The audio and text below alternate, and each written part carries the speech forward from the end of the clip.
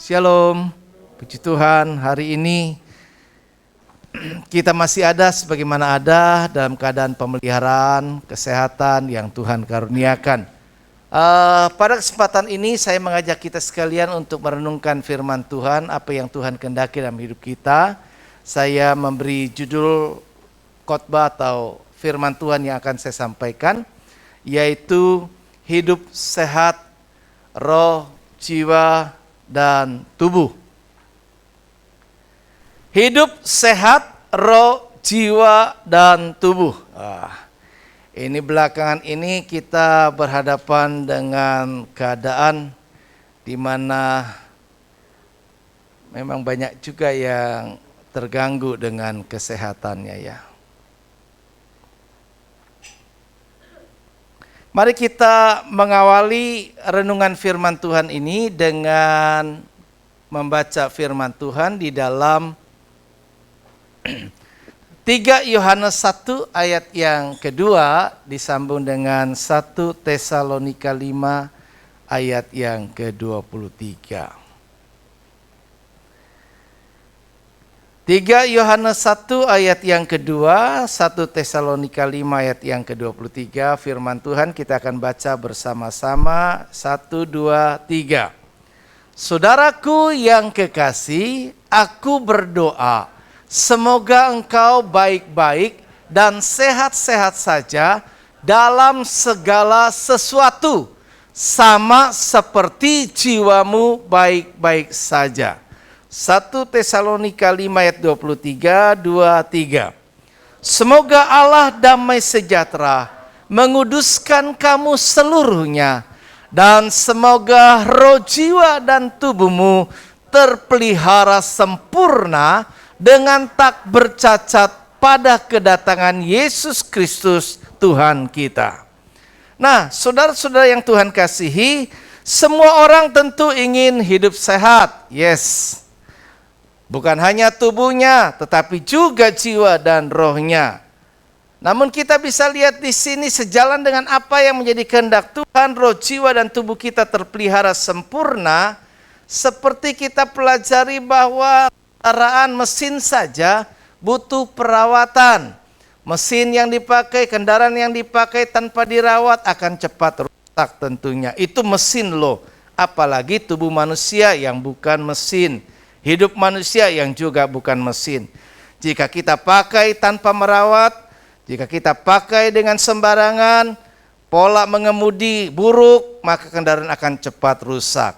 Pola kehidupan kita buruk juga, maka kehidupan kita juga tidak bisa terpelihara dengan baik. Ya, itu akan menyebabkan mudah menjadi rusak. Nah, pepatah katakan selalu adalah mencegah itu lebih baik daripada mengobati. Menjaga kesehatan lebih penting daripada mengejar kesembuhan. Ada banyak orang sekarang ini lupa. Dia cuma berpikir tersedia dokter, segala macam, obat-obatan. Jadi ya kalau sakit yang dikejar adalah supaya sembuh. Padahal yang seharusnya dilakukan adalah jangan sakit dulu. Ya memang kalau udah sakit, terlanjur sakit, ya kita coba usahakan untuk bisa sembuh. Tapi memang mencegah lebih baik. Yang Tuhan kehendaki adalah saya dan saudara, roh, jiwa, dan tubuh kita terpelihara. Terpelihara itu terawat. Terpelihara itu dari sejak Allah mengaruniakan kepada kita sampai pada akhir kedatangan Tuhan nanti kali yang kedua menjemput kita sekalian, maka kondisinya, keadaannya adalah dalam keadaan yang baik-baik, yang dalam keadaan tidak bercacat celah, sebagai mempelai-mempelai yang siap menikah dengan Kristus dalam perjamuan kawin anak domba. Nah, saudara-saudara, dikatakan tadi di ayat yang sudah kita baca, di sini kita baca Yohanes menulis suratnya yang ketiga. Dan dalam surat yang ketiga ini ditujukan kepada seorang orang percaya bernama Gaius. Gaius ini memang tidak banyak diceritakan di Alkitab, tapi Gaius ini adalah orang yang percaya, Mungkin salah satu jemaat di gereja lokal pada waktu itu. Nah, Gaius yang bertumbuh dalam iman percayanya kepada Tuhan, menurut Yohanes penilaiannya dia dalam keadaan yang baik. Kehidupannya, perjalanan kehidupannya diharapkan bahwa dalam surat yang ditujukan kepada Gaius pada waktu itu, Yohanes menaruh harapan bahwa Gaius, aku berharap bahwa engkau dalam keadaan yang baik-baik saja. Bicara baik-baik itu bicara dalam keadaan kehidupan, perjalanan kehidupan kita semuanya baik. Juga dalam keadaan yang sehat-sehat saja. Sehat roh, sehat jiwa, sehat juga tubuh. Semuanya diharapkan oleh Paulus dalam keadaan baik. Oleh Yohanes dalam keadaan baik. Yohanes memuji satu sifat kehidupan kekristenan daripada Gaius ini. Dia baik. Pada waktu itu ada banyak orang berkunjung ke daerahnya. Kemudian Gaius inilah seorang Kristen yang sungguh-sungguh menunjukkan kehidupan yang baik. Menyambut bahkan memberikan tumpangan kepada orang-orang yang melayani silih ganti berganti. Ada banyak hamba-hamba Tuhan mungkin dari daerah, dari luar negeri. Mereka yang datang kemudian ditampung di rumahnya. Kemudian dia coba melayani dengan baik. Tapi di situ juga ada penguasa yang pada waktu itu merasa sombong luar biasa, menentang daripada surat Yohanes dan tidak mau melakukan yang baik. Tapi juga ada tokoh yang lain kalau diceritakan di situ, ada juga tokoh yang lain yang juga menjadi contoh yang juga baik. Jadi dalam surat ini Yohanes mau mengingatkan kepada Gaius, ya berharap bahwa kamu dalam keadaan yang baik. Sehat. Di surat kepada jemaat di Tesalonika, Paulus juga menyatakan bahwa semoga bahwa damai sejahtera Tuhan itu memisahkan engkau dari pola kehidupan duniawi. Sehingga semoga kiranya roh, jiwa dan tubuhmu akan tetap dapat terpelihara. Banyak orang sering cuma sekedar memperhatikan cuma sekedar tubuhnya saja. Atau juga sebagian orang memperhatikan cuma rohaninya saja, tidak memperhatikan tubuhnya. Atau tubuh dan juga rohaninya diperhatikan, tapi jiwanya tidak. Sehingga apa yang diharapkan ketiga faktor di dalam hidup manusia itu yang terdiri dari tubuh, jiwa, dan roh, enggak semuanya terpelihara dalam keadaan yang baik. Nah, yang Tuhan mau ingatkan kepada saya dan kepada saudara hari-hari ini adalah di tengah-tengah pandemi yang memang belum dicabut secara dunia, dan di saat-saat sekarang ini kita bisa melihat ada varian-varian yang lain muncul, penyakit-penyakit yang baru lainnya lagi yang menyerang, ya. Enggak selesai-selesai, habis ini ada lagi yang lain. Dan sekarang ini nampaknya banyak orang mengalami sakit ya diare. Diare ya. Banyak pola makan tuh, nanti kita juga sebut nanti di bagian akhir. Ada yang seperti itu. Ada penyakit-penyakit yang lain yang kelihatannya sekarang ini banyak dialami oleh manusia. Nah, apa yang Tuhan sampaikan dari firman ini, bahwa dia mau, sekali lagi yang saya tekankan, roh, jiwa, dan tubuh kita terpelihara sempurna. Yang diharapkan sempurna, tidak bercacat celah. Nah, bagaimana sih supaya roh, jiwa, dan tubuh kita itu bisa terpelihara sempurna?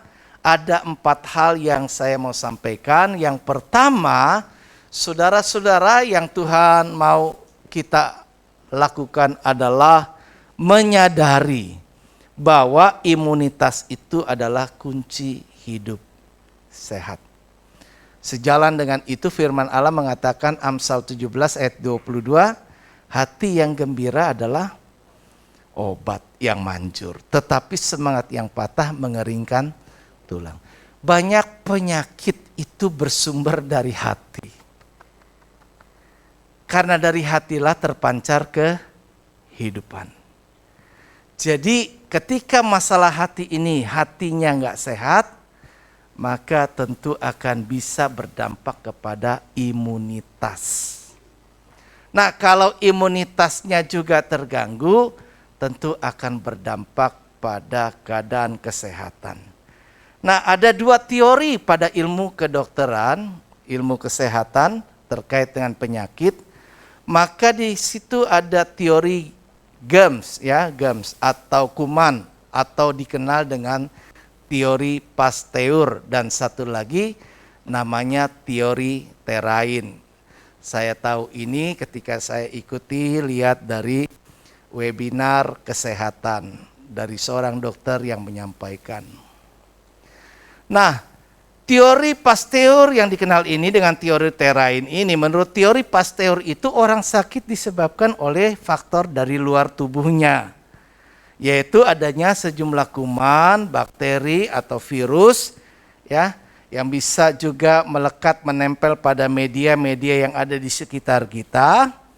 Kemudian mungkin karena ada sentuhan, ada transmisi, perpindahan melalui udara atau apa, nah itu bisa masuk ke dalam tubuh manusia sehingga itu bisa menyebabkan menjadi sakit. Nah, teori ini yang banyak dipakai oleh dunia kedokteran modern saat sekarang ini. Nah, karena faktornya dari luar, kemudian menimbulkan gejala, menimbulkan adanya satu yang kelihatan sakitnya, maka tentunya upaya yang dilakukan adalah sembuh mengatasi gejala-gejala yang muncul. Kalau diare muncul, maka diarenya diobati. Kalau batuknya muncul, batuknya diobati. Kalau pileknya muncul, pileknya diobati. Demamnya muncul, demamnya diobati. Muntah-muntah, muntah-muntahnya bagaimana supaya nggak mual, diobati. Tapi sumber yang sebenarnya dari semua gejala yang muncul tadi belum tentu tersentuh sampai kepada akarnya. Jadi lebih banyak kepada hal itu. Kemudian obat-obatan diberikan, sekarang kita bisa lihat ada tubuh manusia yang terkadang resisten, ya, kebal, baal, nggak mempan lagi dengan obat. Nah, kalau ada satu keadaan tubuh yang nggak mempan lagi dengan obat dan kita minum obat itu tidak berpengaruh untuk menyembuhkan kita.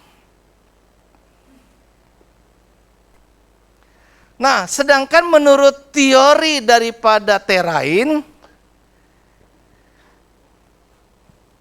faktor di dalam tubuh manusia, kalau yang tadi di luar tubuh, sekarang di dalam tubuh, yaitu imunitas tubuhlah yang menentukan seseorang akan terjangkit penyakit atau tidak.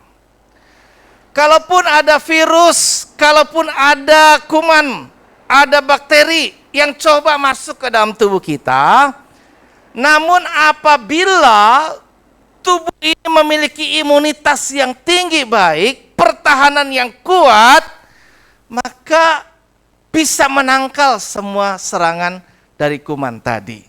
Nah, teori yang Terrain ini belakangan dipakai dalam mengatasi pandemi COVID-19. Sehingga solusi dari kesimpulan itu, maka ternyata tubuh manusia itu, sementara virusnya bingung bagaimana mengatasi, obat-obat nggak ketemu, benteng pertahanan yang harus diperkokoh. Imunitas tubuh, imunitas diri hidup kita ini yang harus diperkuat. Sehingga kita memiliki satu kekebalan. Bukan kebal terhadap obat, tetapi kebal terhadap serangan. Ini sejalan dengan firman Tuhan. Hati yang gembira adalah obat yang manjur. Obat yang manjur. Kalau kita kasih makan obat, tapi depresi yang luar biasa, stres luar biasa, keadaan imunitas turun terus, kita kebobolan. Bahkan mungkin kita menjadi resisten. Kita kebal baal terhadap obat-obat dan akhirnya nggak mempan. Ketika obat tidak lagi mampu mengatasi kita, yang akan terjadi penyakit sampai kepada membawa kematian. Karena itu, memperkuat sistem imunitas akan meningkatkan daya tahan terhadap pengaruh kuman penyebab penyakit. Saya mau katakan bahwa di dalam kehidupan kita berhadapan dengan faktor-faktor yang bisa kita kontrol dan faktor-faktor yang tidak bisa kita kontrol. Faktor yang bisa kita kontrol itu adalah diri kita. Faktor yang tidak bisa kita kontrol itu di luar diri kita. Ada orang-orang yang mungkin dalam sikap ulah dia bisa mempengaruhi kita. Kita jadi emosi, marah. Seperti Musa dipengaruhi oleh pengaruh daripada umat yang dipimpinnya. Geram dia, kesal dia. Tapi lupa perkokoh imunitas dia. Sampai akhirnya larut dalam emosi dan menyebabkan akibat yang cukup fatal dalam hidupnya. Nah, itu yang pertama, saya mau supaya saya dan saudara mulai menyadari bahwa yang terpenting itu mencegah lebih baik daripada mengobati. Perlu buat kita melakukan bagian kita, nggak bisa berdiam diri saja. Ada sesuatu bagian yang harus kita lakukan, yaitu bagaimana memperkuat pertahanan kehidupan kita ini. Nah, karena itu mari kita mulai supaya roh, jiwa, dan tubuh kita terpelihara sempurna. Maka yang kedua, setelah kita menyadari faktor paling penting adalah imunitas yang menentukan kesehatan, maka yuk perkuat imunitas roh kita. Dikatakan Mazmur 62 ayat 2 dan 3, hanya dekat Allah saja aku tenang. Daripadanya lah keselamatanku. Hanya dialah gunung batuku dan keselamatanku, kota bentengku. Aku tidak akan goyah. Apabila imunitas roh kita itu tidak cukup dalam keadaan yang baik, tentu kerohanian kita akan terganggu. Dan supaya kita bisa memperkuat kerohanian kita tadi, roh kita punya imunitas yang baik, maka ditulis Alkitab menasihatkan, ini hebat Alkitab kita. Firman Allah ini luar biasa. Dia menjadi obat buat kita. Dia dekat, hanya dekat Allah saja. Tenang. Rahasianya hidup tenang. Bagaimana tenang? Kalau nggak tenang itu, wah repot. Nggak tenang, nggak bisa tidur. Nggak bisa tidur, mudah imunitas turun. Imunitas turun, sekali lagi, penyakit mudah masuk. Ini penting buat kita, yaitu bagaimana kita membangun keintiman dengan Tuhan. Karena dengan membangun keintiman dengan Tuhan akan memperkuat imunitas roh kita. Sehingga kita dekat Allah menjadi tenang. Dan kita memiliki ketahanan dalam menghadapi berbagai masalah kehidupan. Ada banyak masalah di luar daripada diri kita yang tidak bisa kita kontrol. Ada banyak situasi yang tidak bisa kita kendalikan seperti harapan kita dan keinginan kita. Tetapi bagaimana saya meresponi, bagaimana saya membentengi diri, bagaimana saya menjaga hati. Karena itu firman Tuhan menasihatkan, kan? Jagalah hatimu dengan segala kewaspadaan. Karena dari situ terpancar kehidupan kita. Jadi rahasia pertama ini, mari kita perbaiki, kita perkuat imunitas roh kita dengan membangun keintiman dengan Tuhan. Roh kita menjadi kuat ketika kita mengalami persekutuan dengan Tuhan. Dekat dengan Tuhan akan memperkuat atau memperkokoh iman kita sehingga kita tidak mudah terbawa arus pengaruh dunia yang menawarkan kemudahan, yang menawarkan banyak jalan sepintas begitu untuk mencapai keberhasilan, untuk memberikan kepada kita apa yang kita inginkan. Tetapi bila mana ada imunitas yang kuat, perbekalan perkataan perbendaharaan firman Tuhan yang banyak di dalam diri kita, sehingga bujuk rayu iblis pun dapat kita tangkal seperti Yesus ketika dia dicobai.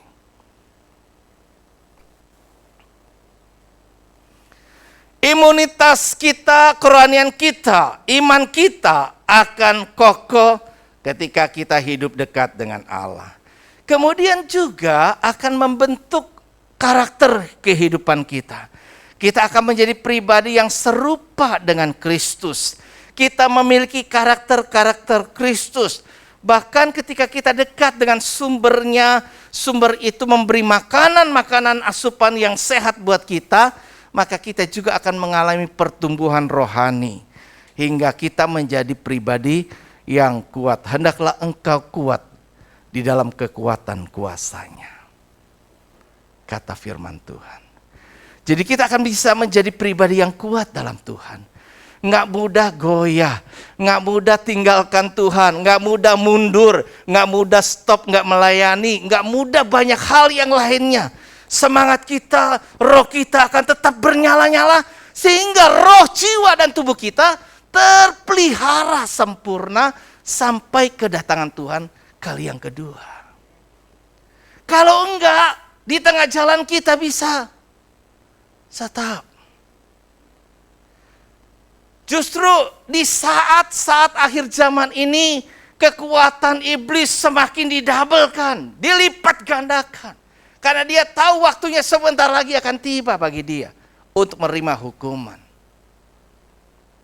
Kesudahan zaman ini akan banyak hal-hal yang lain. Dikatakan akan banyak penyesat-penyesat yang muncul. Sekarang ini kalau lihat baca media, ada satu gerakan-gerakan yang sepertinya rohani masuk loh ke media-media. Sekarang media ini menjadi satu sarana yang paling ampuh untuk memberikan pengaruh, doktrin, masukan yang bisa merusak. Kalau orang nggak punya pertahanan kerohanian, pertahanan roh yang baik, mudah akan terpengaruh. Ada satu kelompok pemimpin dari sebuah gerakan. Saya nggak sebut untuk sekarang, tapi kalau kita bicara nanti ajaran sesat, akan saya paparkan. Nah, di situ sekarang ini ada kalau kita baca. Kita di grup pendeta ramai juga membahas hal ini. Kan ke depan akan mendeklarasikan sebagai Mesias. Wow, firman Tuhan yang ditulis dari zaman dulu sampai ke depan semuanya terbukti. Terbukti. Alkitab yang menjadi kitab suci kita dahsyat luar biasa. Semua arah dunia ini mengarah kepada penggenapan. Jadi kalau kita masih nggak lagi perkuat rohani kita, perkuat imunitas roh kita, bahaya. Kapan lagi kalau kita nggak tahan hidup di dunia ini menderita, yang sifatnya cuma sementara diakhiri dengan waktu kematian. Tapi di waktu kekalan itu nggak ada batas waktu. Jadi jangan sampai kita terkecoh. Yuk, kita nggak bisa atasi banyak hal yang lain. Tapi yang bisa ada dalam kendali dan kuasa kita adalah diri kita sendiri.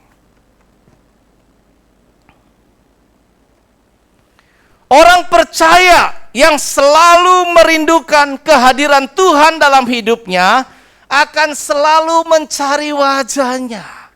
Dia akan tinggal dan suka dalam hadirat Tuhan. Kita akan belajar mempersiapkan hidup dan diri kita agar kita menjadi betah dalam hadirat Tuhan. Sebab orang-orang yang menginginkan hidupnya nanti di surga ada dalam hadirat Tuhan. Dan kalau kita nggak belajar itu, nanti kita nggak tahan di sana. Nggak bisa seumur hidup, nggak bisa. Kalau kita cuma hidup menurut daging, keinginan kita, maunya kita nggak akan bisa tahan. Cari wajahnya, suka berdoa. Sekarang ini kita dimudahkan loh. Ya, di samping bisa onsite, kemudian kita disediakan media yang tetap bisa ikut doa melalui YouTube ataupun Zoom.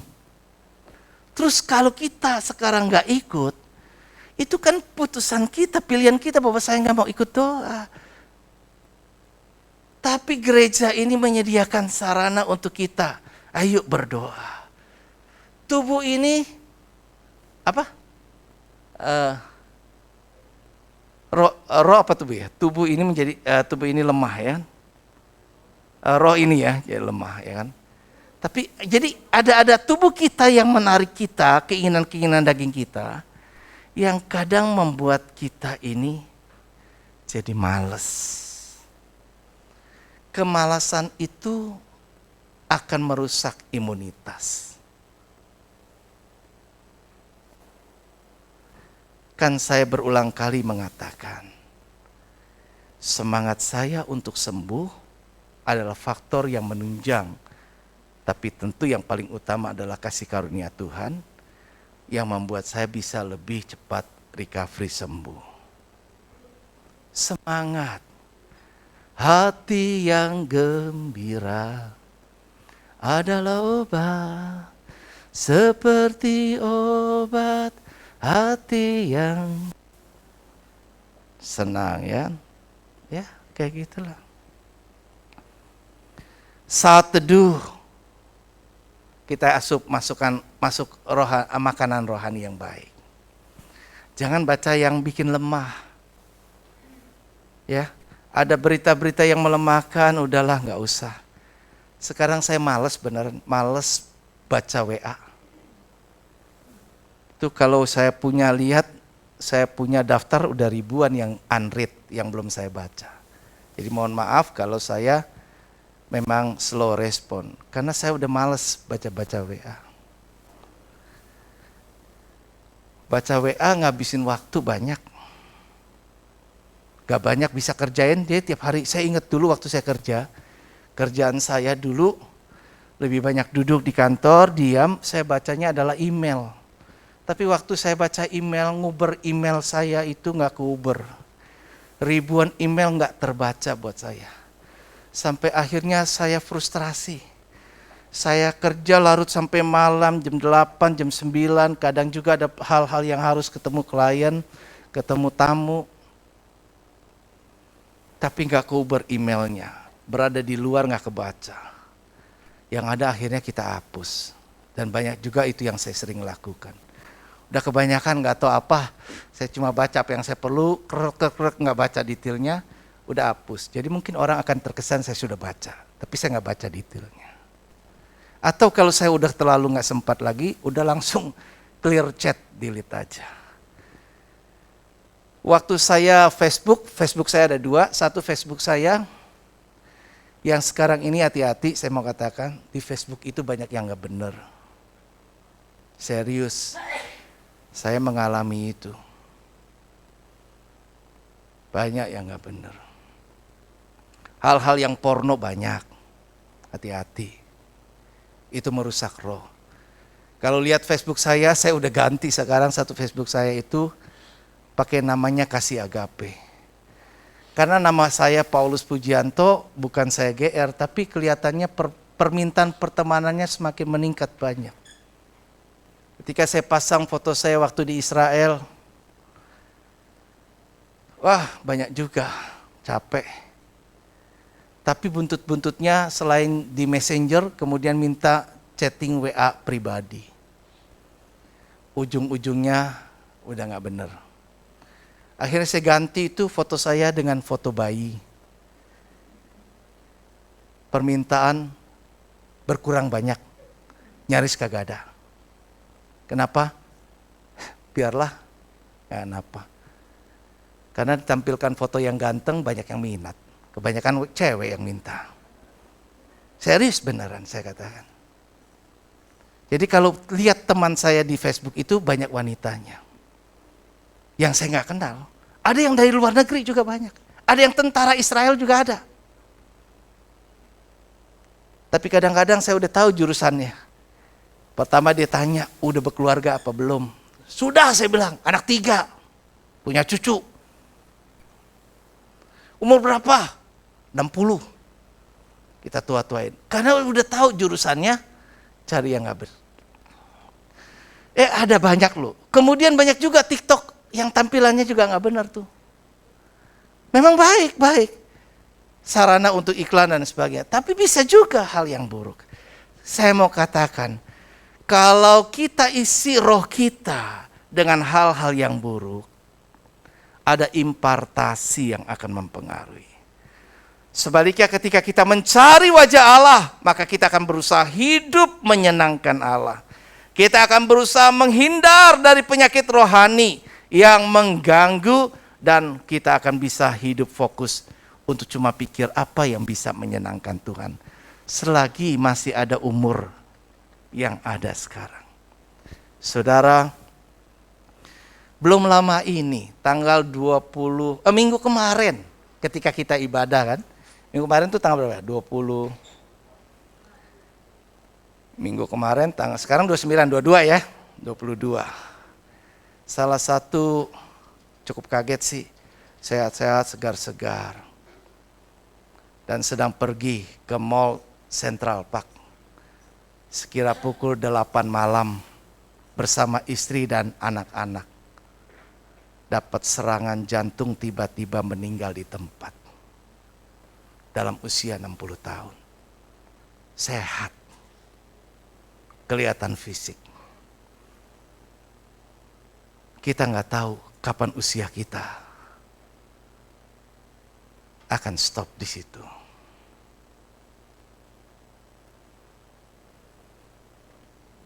Beberapa hari yang lalu saya menghadiri juga orang yang meninggal. Dipanggil Tuhan. Ada banyak tuayan akhir-akhir ini.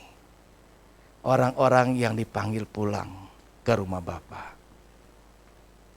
Siap enggak? Ada orang yang kemudian dari Australia, teman saya juga, yang kehilangan sangat, dan akhirnya satu teman saya lain telepon saya, Pak Paulus, si ini ternyata pada waktu itu dibimbing oleh orang yang meninggal ini. Dia nangis karena kenapa? Kehilangan bapak rohaninya. Dia seorang beragama lain yang sedang kemudian pindah kepercayaan menjadi pengikut Kristus.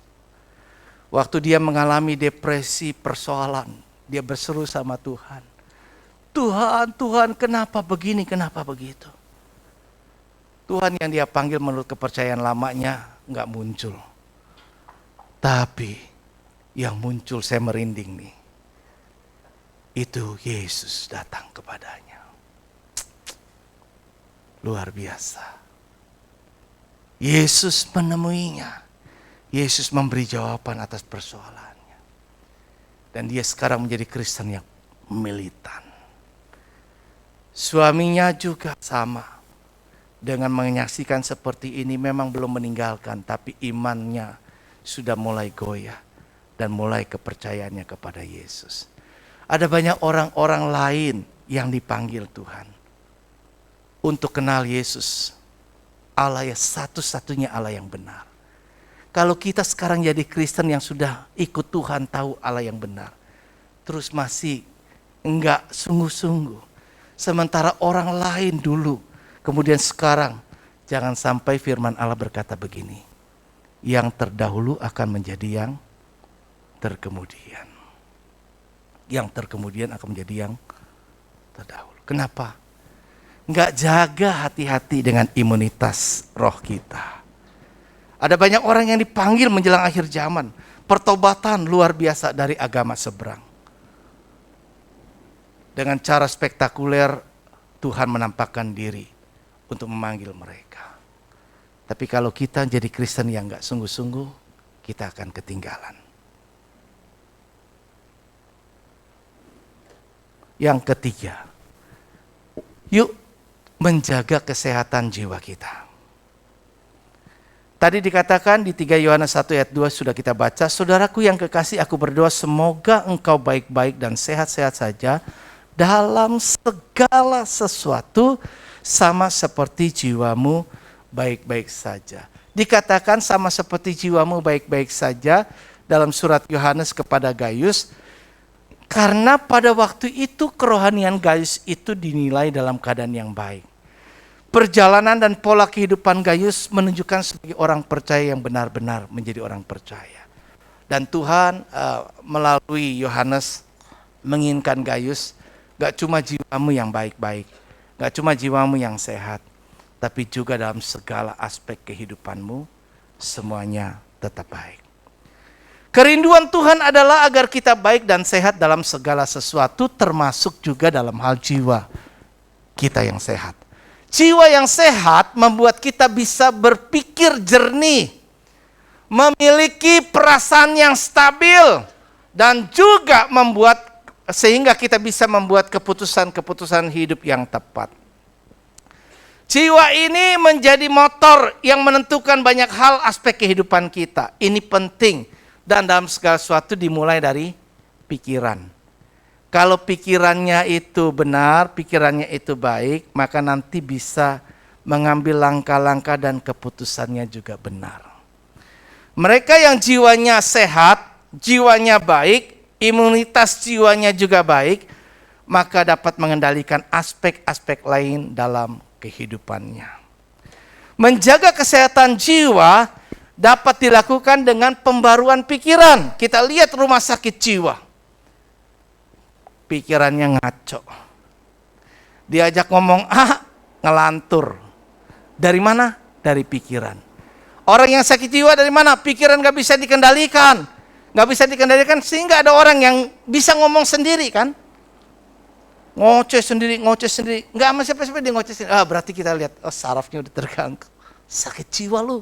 Sakit jiwa. Jiwanya terganggu. Tapi jiwa dimulai dari pikiran. Nah, Tuhan mau supaya kita lakukan pembaruan pikiran. Dari hari ke hari. Paradigma berpikir kita itu harus diperbaharui agar semakin hari kita bisa semakin memahami kehendak Tuhan di dalam kehidupan kita. Tuhan berkata, Paulus berkata kepada jemaat di Roma supaya kita tidak serupa hidupnya dengan dunia ini, tetapi berubahlah oleh pembaruan budimu supaya engkau dapat membedakan manakah kehendak Allah, apa yang baik, yang berkenan, dan yang sempurna. Jadi dengan pikiran kita diperbarui, maka kita akan bisa melihat seperti Yesus melihat, kita bisa berpikir seperti Yesus berpikir, kita bisa mengenakan perasaan seperti Yesus merasakannya. Tidak cuma pikiran kita, tidak cuma sekedar apa yang kita mau. Karena itu pembaruan budi terjadi jika kita berpikir dengan pola berpikir Kristus seperti dalam Filipi 2 ayat yang ke-5. Pikiran ini akan membuat segalanya bisa berubah. Kalau pikiran kita tidak tepat, tidak seperti Yesus berpikir, maka kita bisa salah. Ada banyak orang terjadi kesalahpahaman akan merusak hubungan yang rusak tidak akan sehat jiwanya, jiwa yang sehat tidak sehat akan kemudian mempengaruhi seluruh kehidupannya. Saudara, pertama, imunitas roh kita baik. Kedua, jaga kesehatan jiwa kita. Jaga pikiran kita. Pikiran ini seperti tanah. Benih-benih yang dibiarkan tabur tumbuh di pikiran kita, itu yang akan tumbuh. Kalau kita taruh masukkan pikiran yang baik dan benar, yang baik dan benar itu yang tumbuh. Kalau pikiran kita negatif, kita menjadi pribadi negatif. Kalau pikiran kita positif, kita menjadi pribadi yang positif. Nah, kita mau jadi apa? Pilihan dan keputusan pada kita. Pikiran cuma menjadi lahan, tanah. Jangan ambil benih yang merusak. Karena itu yang akan tumbuh di dalam diri kita. Yang terakhir, yuk jaga imunitas tubuh kita. Roh baik, jiwa baik, dan juga kini jaga imunitas tubuh kita. Kita nggak kejar kesembuhan, tapi kita kejar imunitas. Pertahanan mulai sekarang. Daniel berketetapan untuk tidak menajiskan dirinya dengan santapan raja dan dengan anggur yang biasa diminum raja. Dimintanyalah kepada pemimpin pegawai istana itu supaya ia tak usah menajiskan dirinya. Daniel berani dan bisa dia menguasai dirinya dari keinginan makan makanan raja yang lezat. Tentu ada anggur, tentu ada daging, tentu ada banyak hal-hal, makanan-makanan yang lezat secara kedagingan.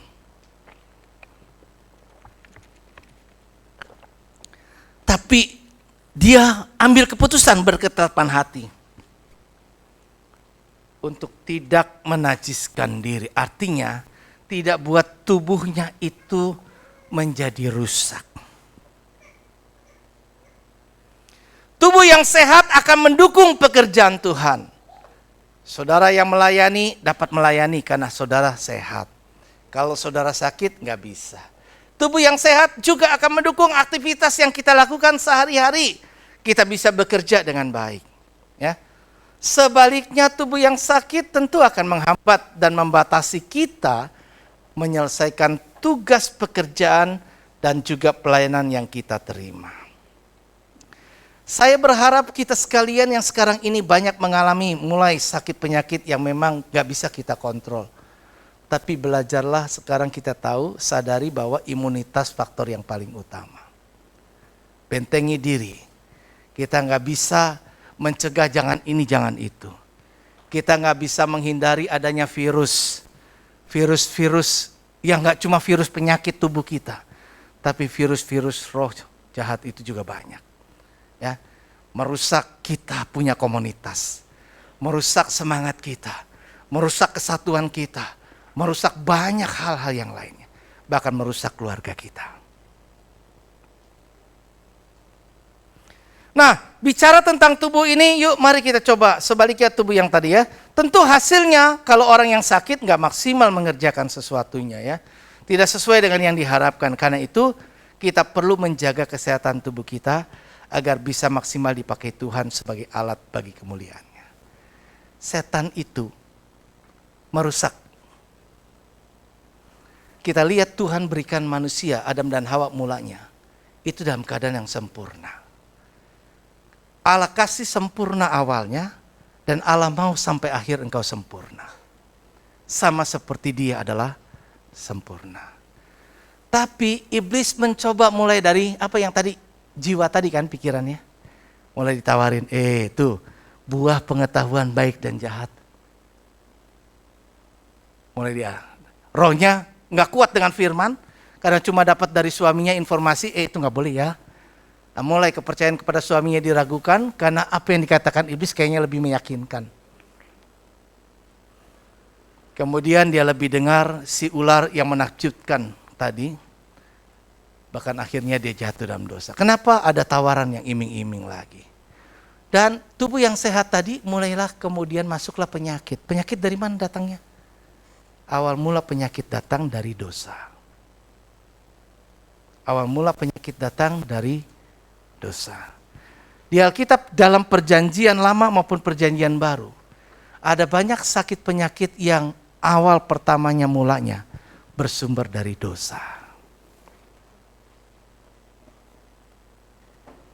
Walaupun orang yang sakit bukan berarti karena dia berdosa, enggak begitu. Tapi asal mula penyakit datang, masuk gara-gara manusia berdosa. Enggak mau taat sama Tuhan. Enggak merasa cukup dengan apa yang Tuhan karuniakan. Udah dikasih semua boleh kau makan. Satu yang enggak boleh. Yang satu pun yang enggak dilarang, yang dilarang Tuhan itu pun diinginkan juga. Kalau hidup kita rakus dalam tanda petik. Kalau roh kita ini nggak bisa kita kendalikan. Jiwa kita nggak bisa kita kendalikan. Tubuh kita juga akan rusak. Kita akan bisa terima input masuk yang lainnya. Nah karena itu penting bagi kita menjaga imunitas tubuh kita. Agar tidak mudah menjadi lemah dan sakit. Karena itu kita perlu menerapkan pola hidup dan pola makan yang sehat. dengan melatih tubuh berolahraga, makan makanan yang sehat dan bergizi, serta perhatikan makanlah secukupnya. Ada orang berkata, berhenti sebelum engkau kekenyangan. Karena semakin kenyang, saya dulu begitu, melar, perut saya gede. Badan saya nggak melar-melar, perut saya doang, ya kan? Maka saya hamil ini hamilnya abadi. Nah kalau udah tua agak susah, ya kan? Kalau masih muda turunnya bisa lebih cepat. Kalau udah ini melarnya kenapa? Karena yang tadi masuknya mulai banyak kan, enak makanannya kita banyak. Tubuh ini dikasih elastis karena dia Tuhan baik kan, ya udahlah. Makin padat mekar lagi, makin padat mekar lagi, akhirnya mulai gede. Ya, tampungan kita mulai bertambah. Maka makanlah makanan yang secukupnya. Ya, agar pencernaan kita pun baik sehingga secara keseluruhan tubuh kita bisa sehat ya. Sebaliknya kalau kita makan berlebih, bisa berbahaya. Kita lihat selanjutnya bahwa makanan sehat itu akan membuat fungsi organ-organ tubuh berjalan dengan baik. Menghindari makanan yang akan membuat kolesterol ya. Saya investasi di masa muda kolesterol ya. Investasi di masa muda kemudian dengan makanan-makanan yang enak.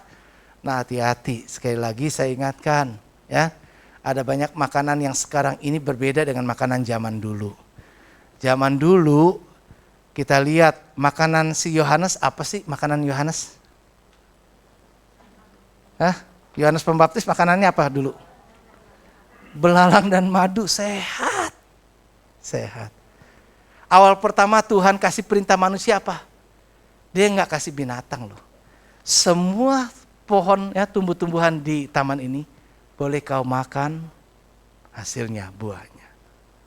Buah-buahan sehat. Sebenarnya memang vegetarian tuh ternyata kita suka kadang-kadang, VG. Dulu saya nggak ngerti. Ada orang kantor saya yang VG. Nggak mau makan ayam, nggak mau makan telur, nggak mau makan daging, nggak mau makan apa. Dan dia ternyatanya orang pinter. Orang pinter.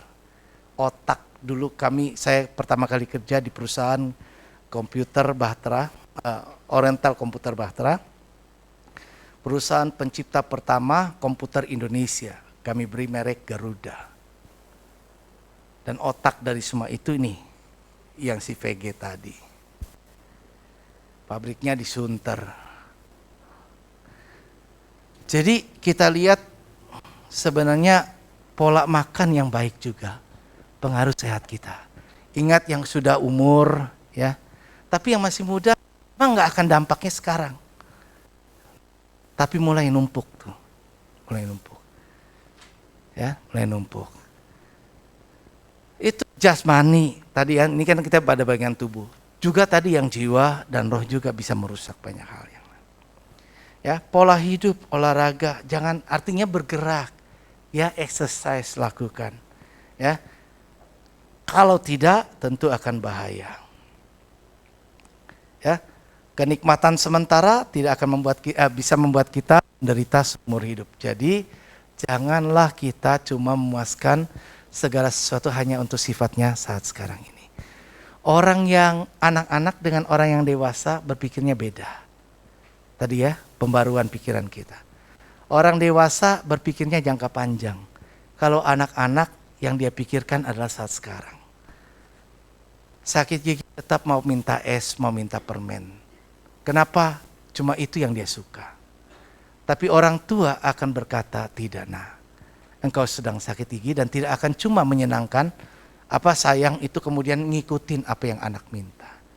Hati-hati, orang tua banyak pengaruh dengan biarkan anak dengan main gadget, dengan main handphone, dengan main WhatsApp, dengan main banyak media lainnya. Akhir zaman ini banyak peperangan di media. Jika tidak kontrol dari situ, akan merusak generasi ke depan. Firman Tuhan ini saya sudah siapkan 2 minggu lalu dan sudah siap dan kepengen tadinya sampaikan di minggu kemarin. Tapi ternyata saya tunda dan saya sampaikan di minggu ini. Dan rupanya dari situ saya baru tahu ternyata dalam beberapa 2 minggu terakhir ini banyak jemaat yang kena masalah penyakit, masalah kesehatan. Sejalan dengan itu saya mengingatkan firman Tuhan ini kembali buat saya dan saudara. Yuk mari kita, tadi ingat, sadari imunitas itu adalah faktor penentu kesehatan. Karena itu yang kedua adalah kita perkuat imunitas roh kita.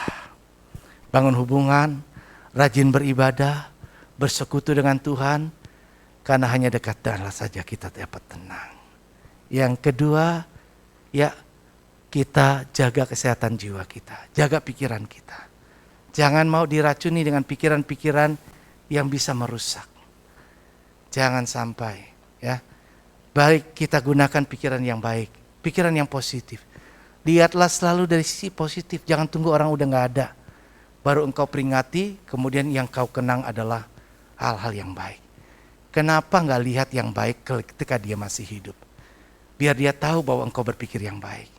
Biar dia tahu selagi dia hidup bahwa engkau adalah hal yang baik. Jangan setelah meninggal udah terlambat.